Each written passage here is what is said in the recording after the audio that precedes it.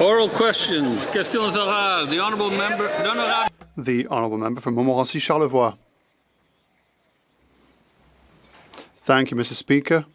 2.2 million Canadians have to go to food banks. The Liberals still refuse to reveal to Canadians that we are the only G20 country in recession, because clearly it would be tied to the decisions they've made for the last 11 years. They have a lack of vision. Let's look at the reality. Slowed economic growth, productivity down, the labour market weakened, deficits go even beyond what the budget forecast. After avoiding the question for a week, can the Prime Minister say that yes or no, we are in a recession, or not? Because the first step towards fixing a problem is to recognise there's a problem in the first place.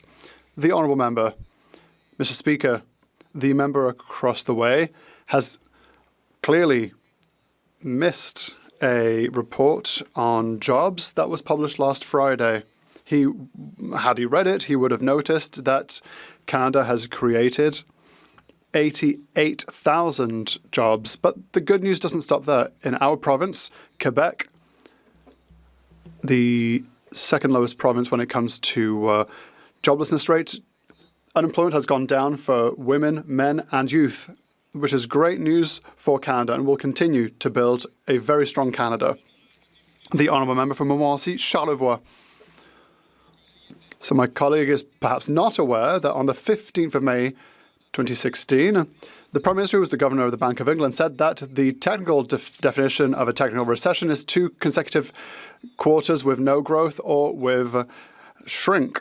So let's see what happens in Canada. 3 of the last quarters have seen a slowing down of the economy. Not 2, but 3 of the 4 last quarters. So what will it take for the Prime Minister to finally understand that his plan isn't working, and that Liberal actions of the last 11 years have led us straight into a recession? The Honourable Leader of the Government in the House. Mr. Speaker, despite the great news we've heard with regards to jobs and unemployment, we know that there are still people in Canada that are struggling with affordability, and that's exactly the reason for which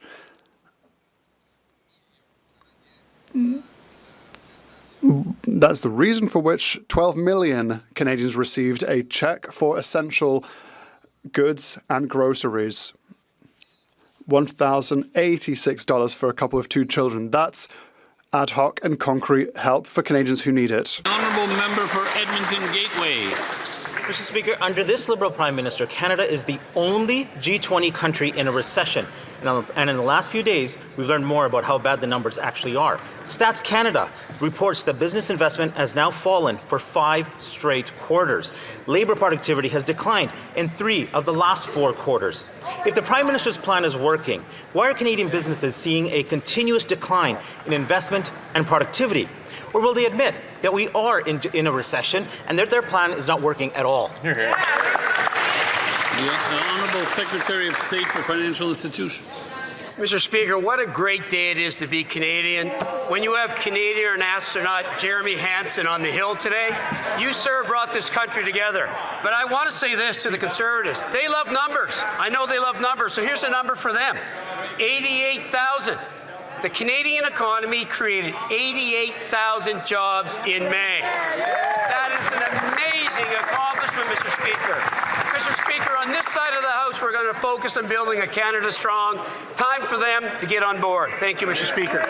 Honourable member for Edmonton Gateway. Mr. Speaker, well, it's good to see some positive job numbers. The fact is that we're still thousands of jobs below where we were at the beginning of this year. Under this Liberal Prime Minister, household savings have fallen to their lowest level in years. Families are struggling to keep up with the cost of groceries, housing, and other necessities. Some Canadians are now spending more than 120% of their income on food and rent alone. But the Liberals claim that it's only a technical recession. Will the Prime Minister explain to Canadians why they're only technically worse off after a decade with this Liberal government? The Honourable Secretary of State. Thank you to that member for the question. Mr. Speaker, actually last Friday in Halifax, I had the honour to announce the one-time top-up payment of the Canada Groceries and Essentials benefit that will pay 50% of an annual GST Groceries and Essentials benefit return. Mr. Speaker, on this side of the House, we're going to build a strong economy. I know that party loves the glass half empty, but you know what, Mr. Speaker, on this side, the glass is half full. Our Prime Minister is building a strong economy for all Canadians. We're going to continue to invest in Canada and build Canada strong. Thank you, Mr. Speaker. The honourable member for Elgin St Thomas, London South. Mr. Speaker, Canada is the only G20 country in a recession right now, and it's no surprise why with this Liberal Prime Minister's record. The economy has shrunk in 3 of the last 4 quarters, labour productivity is getting worse, investment is leaving the country, government spending and debt are up, and even the Prime Minister's own hand-picked economic watchdog has had to downgrade the forecast for this country. A government that won't acknowledge the problem sure as heck can't fix it. So will this Prime Minister admit that Canada is in a recession? The Honourable Minister of Energy and Natural Resources. Mr. Speaker, the member says that investment's leaving the country. How about the $20 billion that Shell just invested in this country? How about the $8 billion being invested for the Canadian Armed Forces in Goose Bay? How about the wind farms in Nova Scotia? How about the Darlington nuclear reactors in his province? They say investment is leading this country. They should wake up and see what's going on, Mr. Speaker. The honourable member for Elgin St Thomas, London South. You know, Mr. Speaker, I wish that minister were as interested in the jobs of Canadians as he is in his own. The parliamentary budget officer said this Liberal government has a 1% chance of meeting its fiscal anchor, which is still better odds than actually getting a straight answer from this government in question period. But behind these numbers are people in food bank lines, people going on unemployment, young people that can't get that critical first job. The London region, which includes St. Thomas and Elgin, has lost another 600 jobs in the last month, bringing it up to over 21,000 in the last 2.5 years. Maybe the minister won't tell me that there's a recession, but will he tell these Canadians there is? The honourable minister. Mr. Speaker, but I'm not interested in his job. I'm interested in the 18,000 jobs we've created at Darlington. I'm interested in the 2,000 jobs we've created at Contrecoeur. I'm interested in the 8,000 jobs at LNG Canada. I'm interested in the 5,000 jobs we're going to create at Silicem. I could keep going. He should start worrying about his job, Mr. Speaker.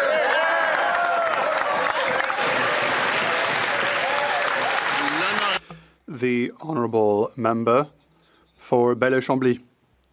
Mr. Speaker, it's crystal clear this time the Prime Minister is abandoning Quebec culture in the face of American digital giants.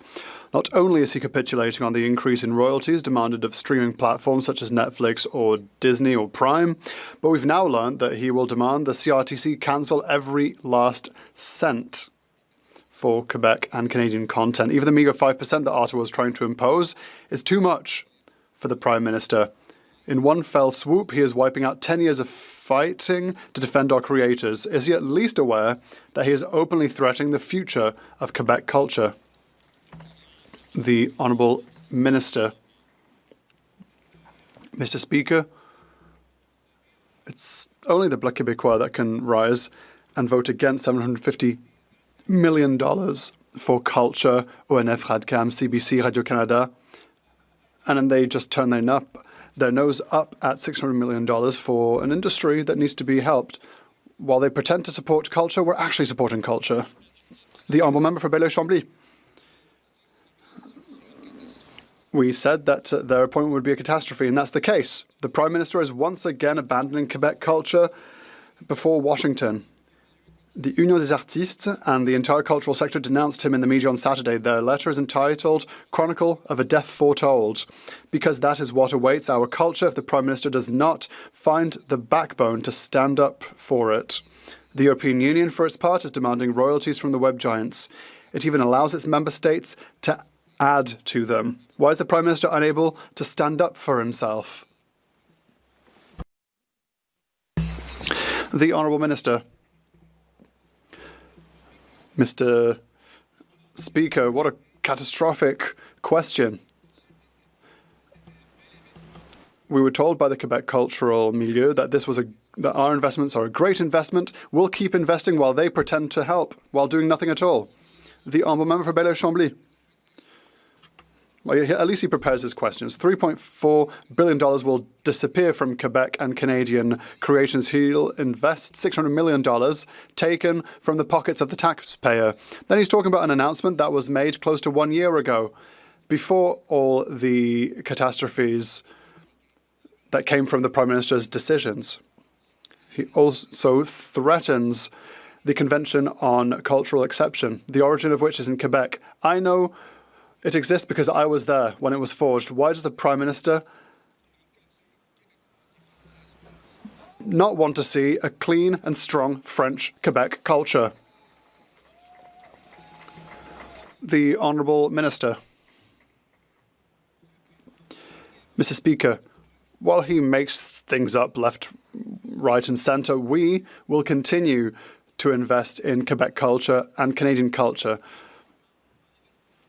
We will invest now, not in years, but now. It's a bit rich to hear about this from the other member while he is trying to actively destroy the country that I love. Mr. Speaker, under this costly Liberal Prime Minister, Canada is the only G20 country in a recession, and in the past few days we've learned so much more about the dire state of our economy under his watch. While the cost of living skyrockets, our economy has shrunk for 2 quarters straight, businesses are fleeing, capital investment has plunged for 5 consecutive quarters, and Scotiabank warns our growth is less than half that of the U.S. So will the Prime Minister finally admit his policies caused this Liberal recession, or is he so out of touch that he thinks that Canadians are just imagining their economic despair? Honourable Minister of Fisheries and Oceans. Speaker, and I want to remind my opposition colleague from Newfoundland and Labrador that employment numbers are up in our province. And I also want to remind her once again of the almost $1 billion in small craft harbors, growing our rural, coastal, Indigenous communities that support our fisheries, essential part of rural Newfoundland and Labrador, let me tell you.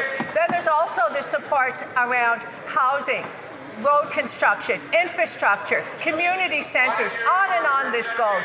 We are actually in a time of growth. I hope this member gets on board. Hear, hear. The Honourable Member for Long Range Mountain. Mr. Speaker, clearly Liberal photo ops and empty Liberal announcements will not pay the mortgages of struggling Canadians. Right. The Parliamentary Budget Officer just confirmed that there is less than a 1% chance that this Liberal government hits its own deficit targets. They are already borrowing $7 billion more than they admitted, while driving up bloated bureaucracy to $86 billion. The broad economic picture is getting worse, not better. So will the Liberal Prime Minister tell us, are we in a recession, or are Canadians just technically doing worse after a decade of Liberals being in power? The Honourable Minister.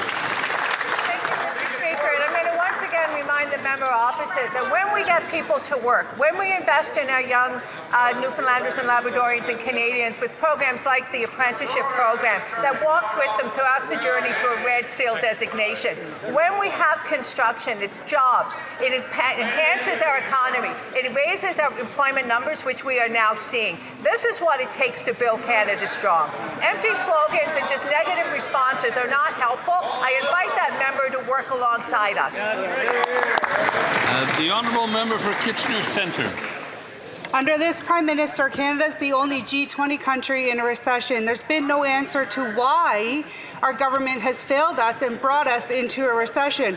First, it was a technical recession, but when Canadians pushed back, it became tariffs. But when that didn't stick, it became not enough spending and not enough immigration. What?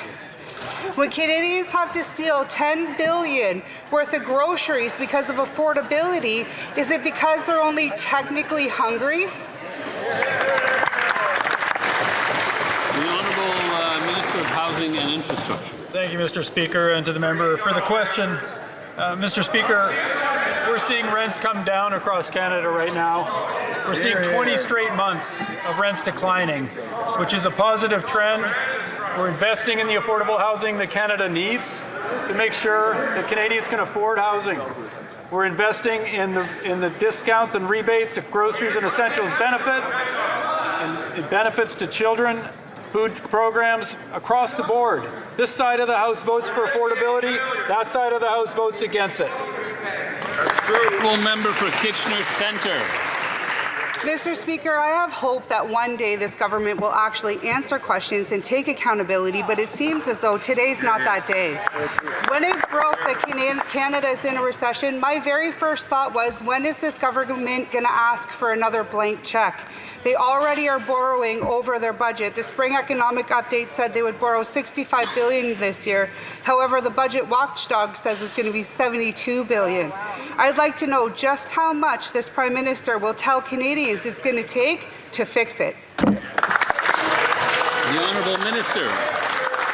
Thank you, Mr. Speaker. Again, we're making unprecedented investments in Canada's community infrastructure. $51 billion in the Build Communities Strong Fund that is going into our communities, for community centres, for housing enabling infrastructure, for public transit. These are unprecedented investments to make Canada more affordable and to get jobs on the ground across Canada for our young people. 100,000 new tradespeople that'll be trained, supported by this House again. The other side of the House doesn't support any of this action. They're just negative. Get with the program. Hear, hear. The Honourable Member for Abbotsford South Langley. Mr. Speaker, under this Liberal Prime Minister, Canada is the only G20 country in a recession. The economy has shrunk in 2 consecutive quarters. Per capita, GDP is only up 1.5% over 7 years, and the labour productivity has declined for 4 years straight. Mr. Speaker, even the Parliamentary Budget Officer said there is less than 1% chance that the government meets its fiscal anchor. Will the Prime Minister tell us if we are in a recession, or are Canadians only technically doing worse after a decade of Liberal rule? Great question. The Honourable Minister of Veterans Affairs. Hear, hear. Mr. Speaker, British Columbians are talking to me about the fact that they see that we are facing headwinds for our economy right now. They see the U.S. charging tariffs that haven't been seen since the Great Depression. And they see the work that we're doing to invest in labor, to invest in good jobs for individuals, and they see the employment numbers coming up. Mr. Speaker, British Columbians are optimistic, and they want us to continue the work we're doing. The Honourable Member for Abbotsford South Langley. Mr. Speaker, the fact is Liberals cause the economic headwinds. That's right. The fact is that the Liberal Prime Minister is the only Prime Minister that is running this country that is in a recession. Period. Canadian banks are now warning of economic decline, with Scotiabank forecasting just 0.8% growth for Canada compared to the 1.9% in the United States, while BMO projects even weaker growth with 0.5% in 2026. Not only that, Mr. Speaker, but the Liberals are already borrowing billions of dollars over their projected costly budget. Now, will this Prime Minister finally admit that Canada is technically in a real recession? That's right. Good question. The Honourable Minister. Hear, hear. Mr. Speaker, as I said, British Columbians see that we are facing headwinds caused by geopolitical events and tariffs. The U.S. has fundamentally changed its approach to trade, raising tariffs to levels that haven't been seen since the Great Depression. Mr. Speaker, Canadians want to see the steps that we're taking to address this. They want to see the diversification of trade. They want to see us invest in major projects, and they want to see us invest in Canadian workers. Why can't our colleagues join with us to make these investments? The Honourable Member for Windsor West. Mr. Speaker, under this Liberal Prime Minister, Canada is the only G20 country in a recession, and he has zero respect for the sacrifices Canadians are making every day. Families, we know families are cutting back, businesses are delaying investment, productivity is falling. A former central banker is driving the economy, and the Parliamentary Budget Officer appointed by him is saying there's a 99% chance he's going to drive this into a ditch. Will the Prime Minister admit Canada is in a recession, or does he believe Canadians are better off after 10 years of Liberal rule? Honourable Minister of Artificial Intelligence and Digital Innovation. Instead of gleefully running down the economy, which the opposition does every day, they should help us build it up. They don't like to point out that 38,000 new jobs were created in the May report. They don't like to point out that wages have grown faster than inflation every month since we took office. They don't like to point out rents are down 9%. And in Windsor, when we invest in central stamping, when we invest in unique tool and gauge, which we've done, guess what happens, Mr. Speaker? They oppose investing in their own communities. They should get with the program and build this country up together. The honourable member for Rimouski-la-Matapédia. Mr. Speaker, yet another authoritarian move by the Prime Minister. He wants to reauthorise by decree pesticides banned by science. In a provision buried in the C30 Omnibus Budget Bill, he wants to grant himself the right to overturn Health Canada's decisions by invoking undefined concepts such as economic security. Researchers and health and environmental organisations are unanimous. This is an anti-scientific measure serving the interests of big agrochemical companies. They're here today to ask for one thing. Will the government remove this provision from C30? The Honourable Minister for Health. Thank you, Mr. Speaker. I'd like to thank my colleague for his question. What I would like to say, first of all, is that I'll be very clear. The health of Canadians will always be at the heart of the Canadian government's concerns. However, we can also work with the agricultural sector while protecting Canada's food sovereignty. We can walk and chew gum at the same time, simply put. The honourable member for Rimouski-la-Matapédia. Mr. Speaker, the Liberals are hiding a provision in C30 that allows pesticides banned by science to be reauthorised. This is the worst setback since the creation of the Pest Control Products Act 2002. Not only is the Minister for Health not shocked by this, she has even boasted of being the only person in history to have attended a CropLife event. Who is CropLife? It's an association of agrochemical companies, including the pesticide giant Bayer. Why is the Minister of Health defending the profits of multinationals instead of defending public health? The Honourable Minister for Health. Thank you, Mr. Speaker. Listen. The CFIA and the Anti-Pest Authority is under my authority, so it's natural for me to engage with the sector because I have to meet with them to hear their concerns. On the first point raised by the honourable member, I don't understand what the issue is because normally when I'm responsible for something, I need to meet the stakeholders. That's the first point. I would like to repeat it once again. We will never authorise a product that puts people's health at risk. The honourable member from Mégantic-l'Érable, Lotbinière. A few facts, Mr. Speaker. Under this Liberal Prime Minister, Canada is the only G20 country to fall into recession. The Parliamentary Budget Officer has just lowered her growth forecasts. RBC, TD and BMO have revised their outlooks downwards. Canadians are seeing their standard of living decline. Yet, the Prime Minister still refuses to utter the word recession. So I'm going to ask him a simple question once again. Are we in a recession, or are Canadians simply just becoming technically poorer after a Liberal decade? The Honourable Minister. Thank you, Mr. Speaker. The OECD forecasts Canada having the second highest growth in the G7 countries. Foreign direct investments over the last year are double our peers in the G7. The facts are there. For 33 months, salaries have gone up higher than inflation. The Conservatives don't like listening to good news for the economy, but last month we've created 88,000 jobs in Canada because the Canadian economy is much more resilient, Mr. Speaker, and it's resilient thanks to the efforts of this government. Thank you. The honourable member from Mégantic-l'Érable, Lotbinière. Another statistic, 45,000 Canadians have lost their jobs compared to last month. The Parliamentary Budget Officer, Mr. Speaker, has just demolished the Liberal Prime Minister's economic narrative. Weaker growth, higher deficits, falling productivity. The only G20 country in a recession. Where still the PBO concludes that the government has a 99% chance of missing its own budget target. How does the Liberal Prime Minister, who presents himself as a great economist, describes this as an economy that is shrinking? Oh, how would he describe an economy that is shrinking, Canadians who are becoming poorer, and a government that has a 99% chance of missing its own budget target? Canadians are calling it a recession. The Honourable Minister.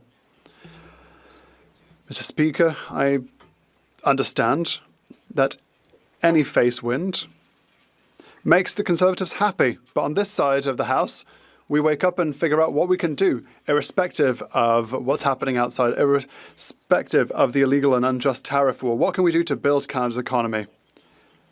You know what? With Nouveau Monde, we have the biggest graphite mine in the G7. We have the high-speed train project, 150 Airbus aircrafts, 88,000 jobs created last month. That's what we're up to on this side of the House. The Honourable Member for Richmond, Arthur Basker. Thank you, Mr. Speaker. Just a little reminder. The best years were under the Conservatives for the country. Weaker growth and higher deficits. That is the alarming assessment of the Parliamentary Budget Officer. The result? Per capita GDP growth in Canada remains among the lowest in the G20. The Canadian economy has contracted over the last 2 quarters.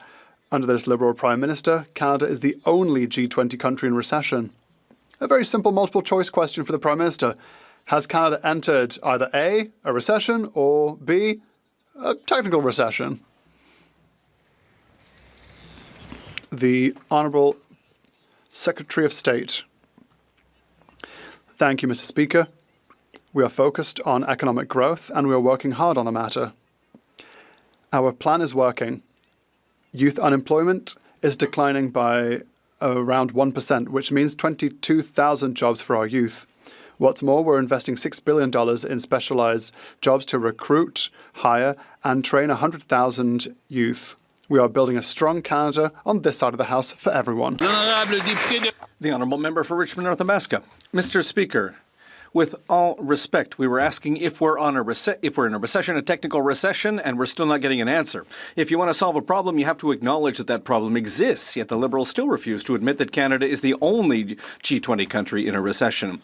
According to the PBO, the Liberals will add $318 billion to the national debt by 2031, assuming no new measures are implemented.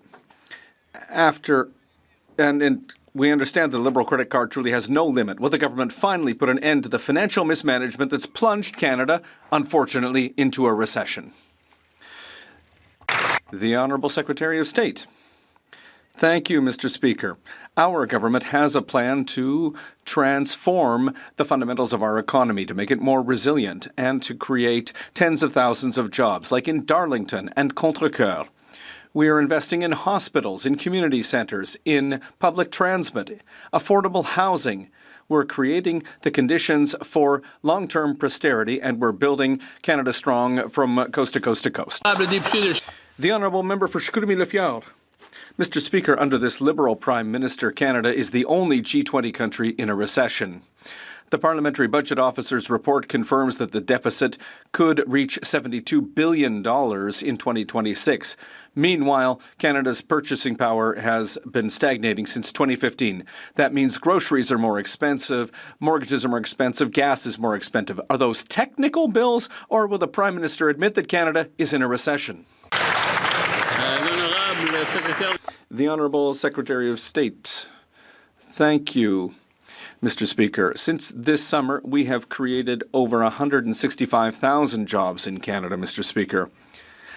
88,000 jobs just in the month of May. Mr. Speaker, if we look, for example, at the United States, we see that Canada is creating jobs almost twice as fast as the United States per capita. And it's interesting, Mr. Speaker, to see that so many Canadians see optimism and positivity for the future, Mr. Speaker. The Honourable Member for Terrebonne. Mr. Speaker, young people deserve to grow up in communities that are safe, united, and full of opportunities. Could the Secretary of State for Children and Youth explain to this House what the historic investment agreement reached last week with Quebec will mean for young people across Quebec and across Canada? The Honourable Secretary of State for Children and Youth. Thank you, Mr. Speaker, and I'd like to thank my colleague from Terrebonne for her question. Our government has invested $10 billion in Quebec, and young people are going to benefit from that. We're going to build modern campuses where they can study, modernized hospitals and emergency rooms, and we're going to improve public transit so they can get to school and work. We are building a strong economy for our young people, for our future. Thank you, Mr. Speaker. The honourable member for Newmarket Aurora. Canada is the only G20 country in a recession, and the state of the economy is dire.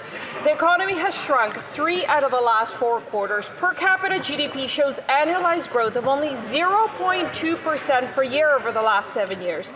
Capital investment has declined for 5 quarters in a row, and bankruptcies have hit rates not seen since 2009.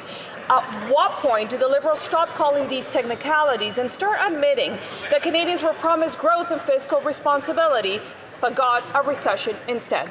The Honourable Parliamentary Secretary to the Minister of Finance. Speaker, it's times like this that remind me of the famous pragmatic philosopher William James, who famously said, "Pessimism leads to weakness, optimism to power." Perhaps there's no quote that could greater explain the misfortunes of the Conservative Party of Canada in this House. But let's be honest, despite the headwinds, there's much to be optimistic about in the Canadian economy. 1.5% in consumer spending. Wages outpacing inflation every month this government has been in power, and 88,000 jobs in May. That's 800%. The honourable member for Newmarket Aurora. If denial could grow the economy, we will certainly be leading in the G20, Mr. Speaker. Canada is in a recession. Scotiabank's forecast growth of just 0.8%, BMO 0.5% for this year. The Bank of Canada warns that 1 in 10 homeowners in Toronto might not be able to renew their mortgages. While the Liberals may try to dismiss this recession, Canadians cannot ignore losing their jobs, their businesses, or delaying retirement. Will the Prime Minister acknowledge this recessionary conditions Canadians are facing are real, or are those just technicalities too? The Honourable Parliamentary Secretary to the Minister of Finance. Speaker, I want Canadians to realize what Conservatives choose to spend their time on in a time of great anxiety and uncertainty.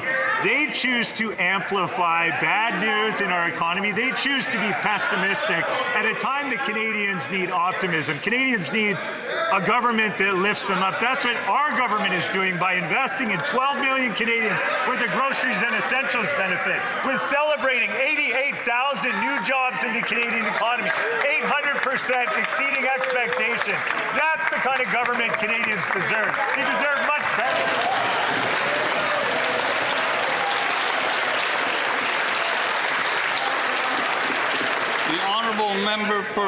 The honourable member for Cowichan, Malahat, Langford.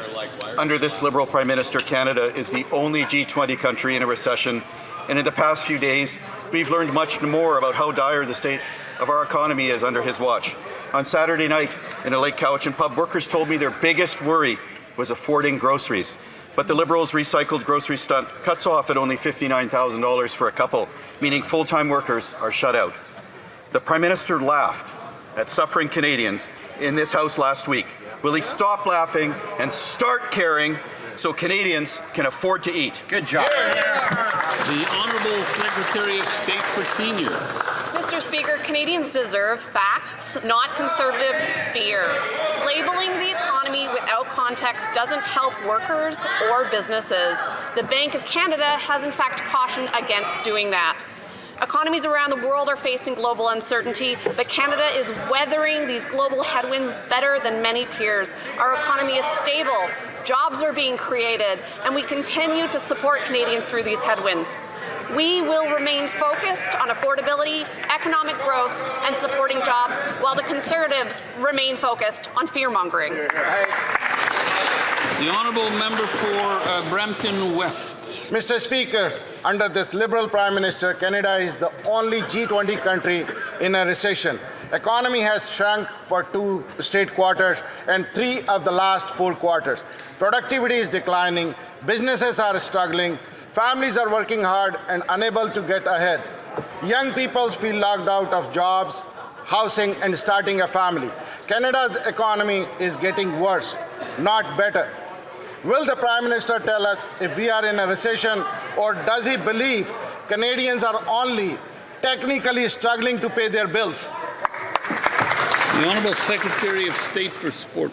Thanks, Mr. Speaker. You know, it seems that the Conservative photocopier is out of toner today because they've all received the exact same photocopy, the exact same question. It's too bad the Conservative leader doesn't trust his MPs asking an original question, perhaps about their local businesses or something that's happening in their own province, but it's the same question over and over again. We've got to stick to the facts here, Mr. Speaker. Canada's economy is growing. In fact, Canada has surpassed the U.S. when it comes to having a higher employment rate. The Canadian economy, because Canadians are working hard, added 88,000 jobs to the economy in the last month. Mr. Speaker, we have a plan, and we're working hard to make sure Canadians are getting ahead.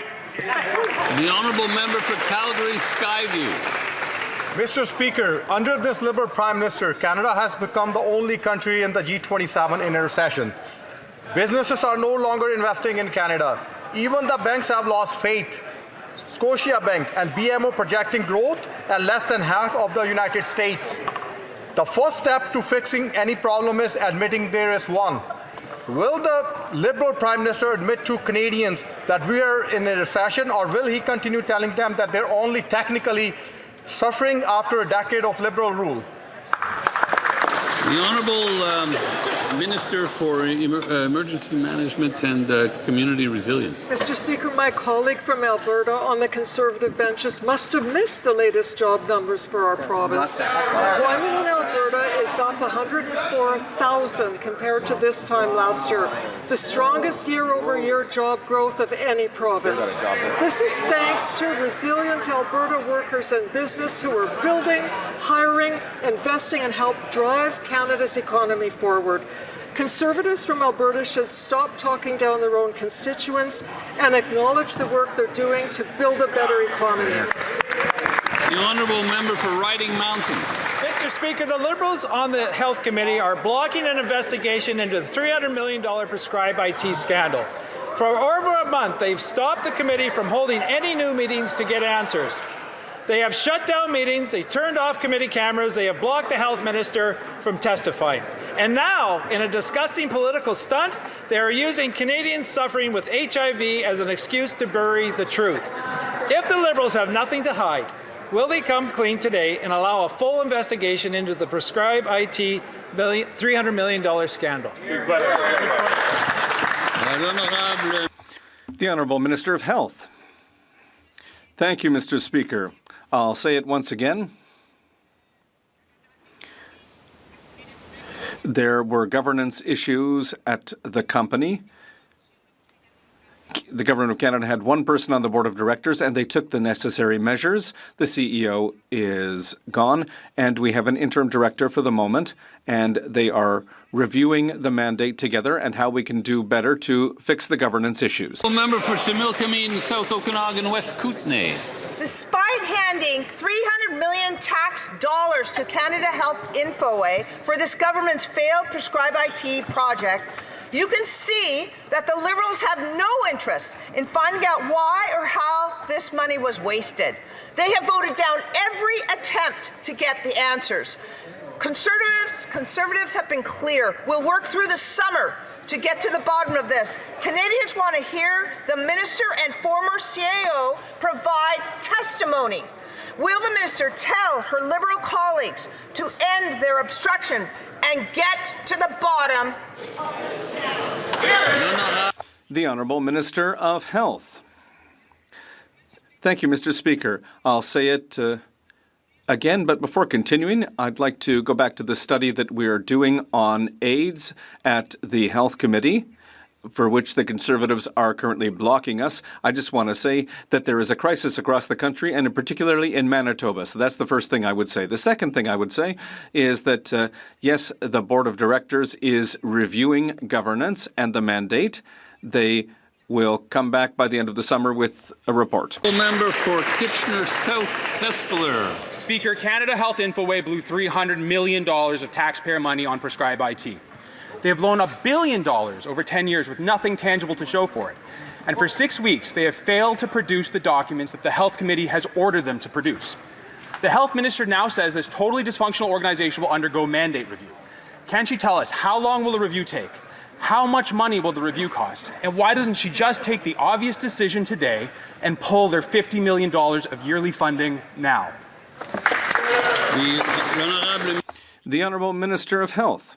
Thank you, Mr. Speaker, and I'd like to thank the colleague for his question.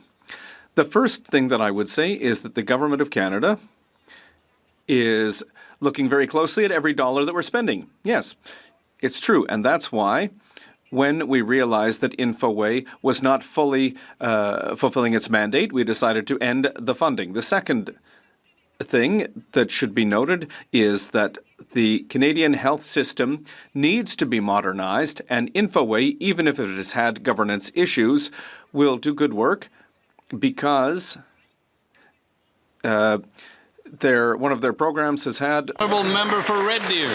Mr. Speaker, week 8 of the Liberal obstruction in Health Committee, desperately covering up the $300 million Prescribe It scandal. Hundreds of millions wasted on a failed program that made Liberal insiders rich and didn't fill prescriptions. Angry Canadians are calling out these Liberals to stop the obstruction.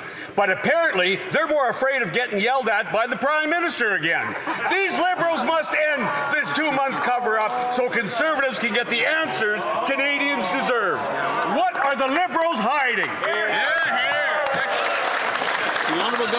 The Honourable Government House Leader. Mr. Speaker, these questions written by the leader of the... Come on, Fred. Too much noise, can't hear. The Honourable Government House Leader from the beginning. These questions written by the leader of the opposition, Mr. Speaker, aren't really convincing anyone. What is convincing people is this attitude coming from the Conservative benches that what is a headwind and a challenge for Canada ought to be blamed on Canada. The Blame Canada Brigade, people are calling them, the Blame Canada Brigade skips in here at any hint of bad news for the Canadian economy, but when we remind them about 88,000 new jobs, Mr. Speaker, they go into hiding. Vive le Canada, Monsieur le Président. The Honourable Member for Rivière-des-Mille-Îles. Thank you, Mr. Speaker. Our government is working to build a stronger, more resilient Canadian economy and protect our industries and our jobs. As this plan is put in place, we will also offer support to Canadians to make life more affordable. Can the Minister of Government Transformation and Public Works and Procurement please inform this House about the new Canadian Grocery and Essentials benefit, as well as its impact on Canadian families? Thank you. The Honourable Minister of Government Transformation. Well, thank you very much, Mr. Speaker, and thank you to my colleague. Finally, a good question, Mr. Speaker, and she's right to mention this. Last Friday, 12 million Canadians received the new Canadian Grocery and Essential benefits, including 3 million Quebecers. To give you an idea, Mr. Speaker, for a family of 4, that's up to $1,800 a year to help with the cost of groceries. But that's not the only good news that we got last Friday, Mr. Speaker. Canada created 88,000 new jobs, and for the 38th consecutive month, salaries went up faster than inflation. Our plan is working for a Canada strong, for a prosperous economy for everyone. Member for Calgary Nose Hill. Durham police just exposed a major criminal tourism ring, laying 1,500 charges against dozens of non-citizen criminals, primarily from Romania and India. Today, there are even more reports about the Bishnoi gang, a violent extortion racket, who's been recruiting Indian foreign nationals who the Liberals let into Canada on foreign student visas. The Liberals' lax border policies and catch-and-release bail policies have turned Canada into a playground for international criminals. Which minister will finally be fired for this disgusting failure? And the Honourable Secretary of State for Combating Crime. Here, here. Mr. Speaker, I want to congratulate Durham Police and Peel Police and many police forces around this country that are working very hard day in and day out to crack down on organized crime. Mr. Speaker, they laid many arrests, many charges, and the criminal justice system will be dealing with these criminals. Mr. Speaker, these are organized international crime groups. Many countries are suffering from their coordinated efforts, but Canada is cracking down and will punish these criminals. The Honourable Member for Calgary Nose Hill. Well, the Durham Police are busy because the Liberals lack screening policies, lax criminal justice system, did what? It let these people into the country to begin with, which is a problem. And it's the same light touch process that recently granted a visitor permit to a IRGC terrorist. The best way to stop non-citizen criminals from committing crimes in Canada is to do what? Prevent them from entering the country in the first place. Can the Liberals tell the victims of these violent, non-citizen criminals how they got into Canada to begin with? The Honourable Secretary of State for Combating Crime. Mr. Speaker, do you know what victims in my community ask me? They ask me how long investigations will take. And in order to speed investigations up and provide further tools to law enforcement, they would need Bill C-22 to pass, Mr. Speaker, except the Conservatives in this House have been delaying that bill, have been on the side of big social media giants instead of on the side of Canadians so that public safety can be served. The Honourable Member for Calgary Nose Hill. I don't think anybody in Canada is buying that. Everyone sees what happened here. The Liberals had mass immigration, open border policies, coupled with a woke judiciary and catch and release bail policies for a decade. And now people across the country, law-abiding Canadians and newcomers alike, are paying the price.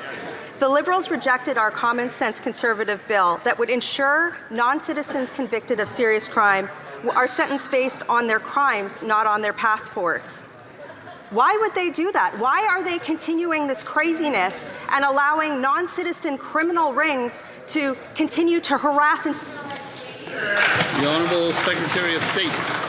Mr. Speaker, these crime groups are linked to many countries around the world, and what law enforcement is finding that these criminals are operating not just from within Canada, but from many different countries.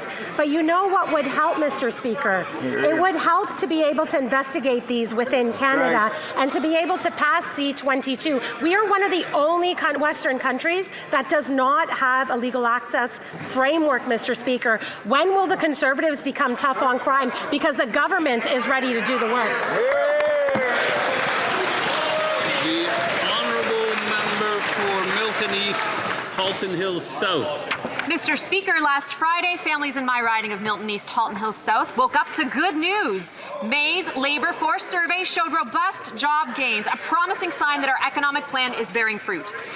And the CRA began issuing payments under our government's enhanced Canada Groceries and Essentials benefit, equal to a 50% increase over the previous GST credit. Can the Secretary of State for CRA and financial institutions update this House on how our economic plan is setting a long-term trajectory for growth and resilience while also making life more affordable for Canadians here and now? The Honourable Secretary of State for Financial Institutions. Mr. Speaker, I want to thank the member from Milton East, Halton Hills South for another great question today. Last week in Halifax, I was proud to announce that the CRA began issuing the top-up groceries and essentials benefit. By introducing that benefit, Mr. Speaker, we're going to build a strong Canada, we're going to support families, we're going to build a strong economy, and we see evidence of that. 88,000 jobs created just last month. The glass is half empty, they're going to talk down our economy, we're going to build Canada strong. Thank you, Mr. Speaker. The Honourable Member for Algonquin, Renfrew, Pembroke. Mr. Speaker, Bill from the Valley is a home renovation contractor. He called me to tell me that usually he's fully booked by the end of May for the entire season. It's June and he has just 2 projects booked. People are more worried about putting food on the table than fixing a leaky roof or a broken porch. He thinks that he may have to take on an extra line of work. Will the Prime Minister tell Bill that Canada is in a recession, or is he going to tell Bill he's just technically running out of work to do?